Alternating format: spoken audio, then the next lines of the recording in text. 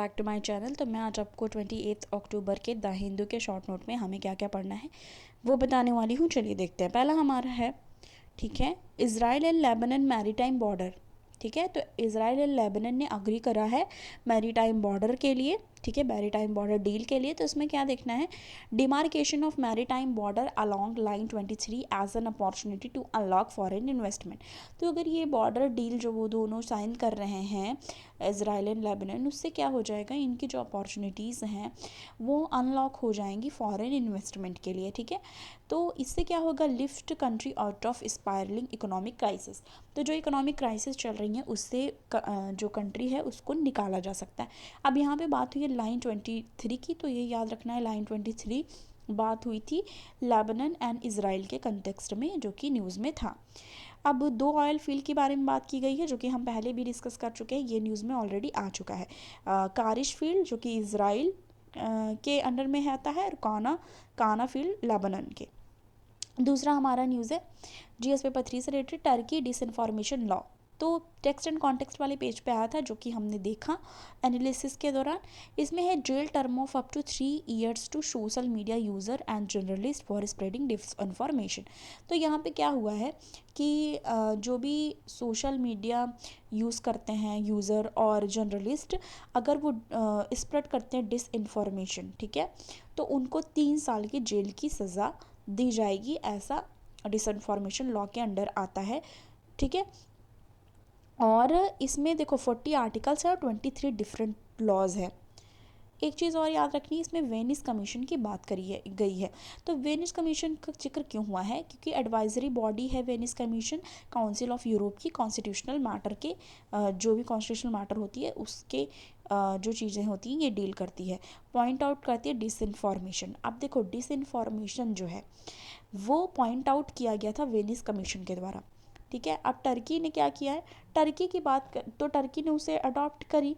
ठीक है, टर्की ने डिसइंफॉर्मेशन जो है उसको लाया है, जिसमें 3 साल की जेल की भी प्रावधान वहाँ पे किया गया है।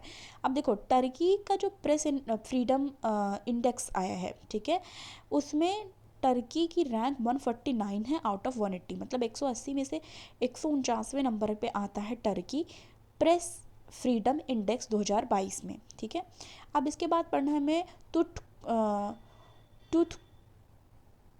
थुटुकी फाइंडिंग इंक्वायरी रिपोर्ट। तो ये प्रोनाउंसिएशन आपको करेक्ट कर लेना है, थुटुकुडी फायरिंग इंक्वायरिंग रिपोर्ट जो भी है। तो ये तमिलनाडु जो गवर्नमेंट है उन्होंने लाया है ये फाइनल रिपोर्ट। ठीक है, जिसमें justice Aruna Jagadeesan commission inquiry है, जो COI जिसे कहा जाता है, उन्होंने असेंबली में जो भी इस बारे में जो रिपोर्ट है उसके बारे में जस्टिस उस समय, मतलब वहाँ पे अरुणा जगदीशन कमीशन इंक्वायरी जो है उन्होंने असेंबली में जो भी रिपोर्ट के बारे में बात की वो तो है ही, और साथ साथ ये किस लिए हुआ ये जानना ज़रूरी है। प्रोटेस्ट हो रहा था अगेंस्ट स्टेरिलाइट कॉपर प्लांट, तो स्टेरिलाइट कॉपर प्लांट के अगेंस्ट प्रोटेस्ट हो रहा था। अब इसमें इंक्वायरी किया जा रहा है, पुलिस ने फायर किया, ठीक है, जिसमें 13 पीपल्स जो हैं उनकी डेथ हो गई, और ये मई 2018 की बात है। 13 पीपल्स की डेथ हुई और ये मई 2018 की बात है। अब देखो ये प्लेसेस इम्पॉर्टेंट क्यों हैं, इसमें क्यों बात की जा रही है। एक तो रामसर डिक्लेरेशन, ठीक है, की बात हुई, ठीक है, यहाँ पे।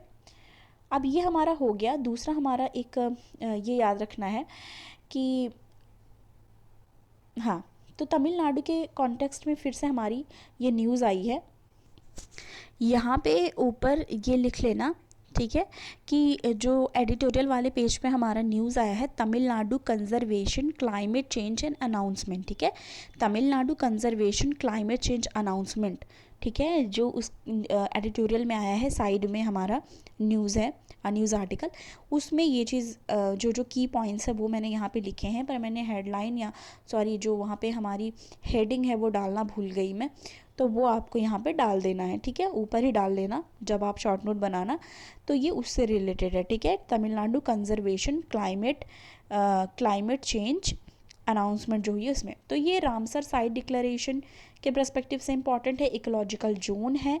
ग्रीन पार्क जो कि 100 विलेजेस में ये करने की बात हुई है। एलिफेंट रिजर्व जो अगस्त्य मलाई जो साउथ में आता है वहाँ पे उसके पर्सपेक्टिव से भी इम्पॉर्टेंट है।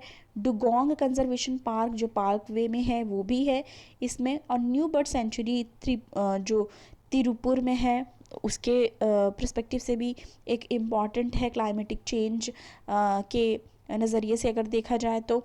ठीक है, तमिलनाडु कंजर्वेशन और क्लाइमेटिक चेंज के नज़रिए से देखा जाए तो। और न्यू बर्ड सेंचुरी तो ये बात मैंने की। और establishing India's first ever wild life sanctuary, तो इंडिया का first ever wild life sanctuary establish किस चीज़ के लिए किया मतलब यहाँ किस चीज़ के लिए इस्टेब्लिश हुआ, किस चीज़ के लिए? स्लैंडर लॉरिस दिगिंगुल एंड करूर डिस्ट्रिक्ट में। तो ये भी जो स्लैंडर लॉरिस से रिलेटेड हम पहले डिस्कस किए थे, तो वहाँ पे हमने तमिलनाडु का जिक्र किया था। तो आपको जो हेडिंग है वहाँ पे डाल देना है। अब देखो इसके बारे में और भी है। क्लाइमेट एक्शन फॉर बाइब्लिकली, जिसका मतलब है बाइब्लिकल, इसका अकॉर्ड बाइबल से किया जाता है, यानी कि ग्राउंडेड थियोलॉजिकल पर्सपेक्टिव की बात हो रही है। ग्लोबल वार्मिंग की बात हो रही है। नेशनल एसोसिएशन ऑफ जो भी इवेंजिकल्स हैं, ठीक है, और इनकरेज करता है law makers to pass the law. तो ये इम्पॉर्टेंट एक हो जाता है। ठीक है, तो हमने सारा कवर कर लिया है इसमें। ठीक है, तो हमारा इसमें सारा कवर हो गया।